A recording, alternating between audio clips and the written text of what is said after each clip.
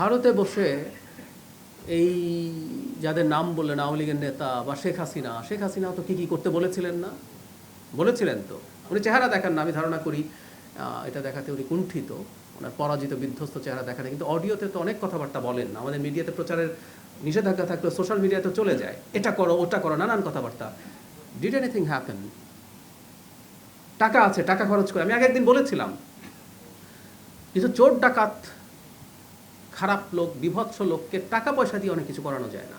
আমরা এটা বলতে চাই যে এই আহ্বান জানিয়েছে, কি হয়েছে এক্স্যাক্টলি? কিছু হয় হবে না, আমি এটা বিশ্বাস করি। ওই নৈতিক শক্তিটাই তাদের নাই। কিছুটা আছে, ওই যে বললাম টাকার শক্তি আছে 10-15 জন লোককে দিয়ে কিছু করানোর জন্য। তো এটা দিয়ে এই দেশে কোনো রকম কোনো খারাপ কিছু করার সক্ষমতা আওয়ামী লীগের নেই। আওয়ামী লীগ কী করা উচিত সেটা তারা বুঝবে, কিন্তু তারা যে পথের কথা বলছেন এটা এই দেশে ওয়ার্ক করবে না, ফুল স্টপ। আপনার এই কথাটার সাথে আমি একমত যে ইন্ডিয়াতে বসে তারা যে এই কাজটা করছেন এটা মানে রাষ্ট্রীয় জায়গা থেকে আমরা এটা আগেও আমাদের সরকার থেকে কথা বলা হয়েছে, এটা বলা হবে। কারণ এদের অনেকেই মামলার আসামি আছেন, এদের অনেকের নামে ওয়ারেন্ট আছে, কারো কারো নামে সাজা হয়ে গেছে।